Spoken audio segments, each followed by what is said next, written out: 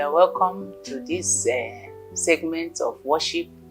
This is a life-touching story. This is the episode 1 of my story. Good day, my brothers and sisters in the Lord. My names are Mercy Ijoma Irokwe. I worship here in Angodi. I want to tell you a little about my story, about God's deliverance, how God has been so faithful and merciful to me. It all started, God has been delivering me from death all along. But the very one that hit the camel's head is this particular one that happened. It all started in October 2018 when we went for a burial of my younger sister's father-in-law in the East, Imo State. My sister gave us her car, and we traveled with one of my sisters. Both two of us traveled along to that burial. And after the burial, we were coming back. You know the nature of our roads in Nigeria, so the driver didn't understand the road and he entered into a deep ditch. And from there, the car went deep down and then came up, and then I hit my head on the roof, and I had pains on my neck.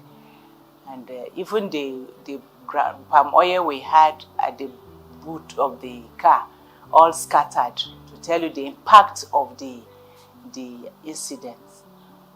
So we had to go somewhere and clean up the palm oil, and I had that pains from the east there up to Abuja, where the driver dropped us. And I told my younger brother, Andy James, that this was what happened. Even right from the road, we told them, and my neck has been paining me. So he really sympathized with me, and from there we came back.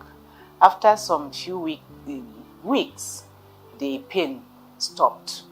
So I thought it was all over. Until 2020, when I started having the pains. But before them, I was very uncomfortable with my health situation, and I went to different clinics, hospitals, and at the end I called one of my sisters, Dr. Zilla Musa, who works in Plateau Specialist Hospital, and she said I should come along there. So when I got there, she subjected me to series of tests, only to discover that I had severe malaria.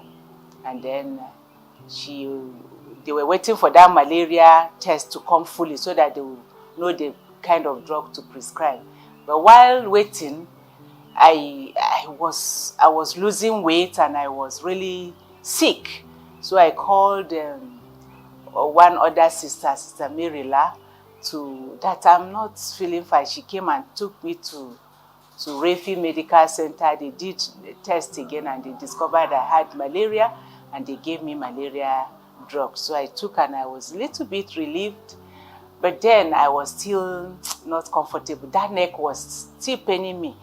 And we were to travel again to another burial with my husband, and I told him about the neck pain. He said maybe the way I slept, maybe I didn't sleep well. But the thing continued. And he looked at me and said, no, he will not travel along with me, so let him go alone. So he left for the burial alone. And while he left, I started having some numbness on my fingers. And one Sabbath morning, I was just very, very uncomfortable. I had to call Pastor Malum, who quickly came to the house because nobody to drive me. I couldn't drive myself again. So he came and took me to one clinic near the church here. And the doctor looked at me. He said I was lacking some vitamins. He gave me some drugs. So after that, I came back to Pastor Malum's house, where I lay down a bit. And the church was going on. Then immediately after the church, I tried to go to church that day, but I couldn't sit. So I went back to Pastor Malum's house and I laid down, and After the church service, I called Pastor Malum. I said my condition was getting critical. Okay, thank you for watching this heart-touching episode. I know it's heart-touching indeed, because it's no longer the story about Peter, about Paul, but it's about a woman you know, a sinful woman you know, that God touched and revived back. So I thank you for watching this episode. I pray that you keep in tune with the next episode that is coming, that is equally and more heart-touching than mine. And the Lord will continue to, as we hear these stories, the Lord will continue to revive us and make us to hold strong into the Lord. Hold firm until He comes, in Jesus' name.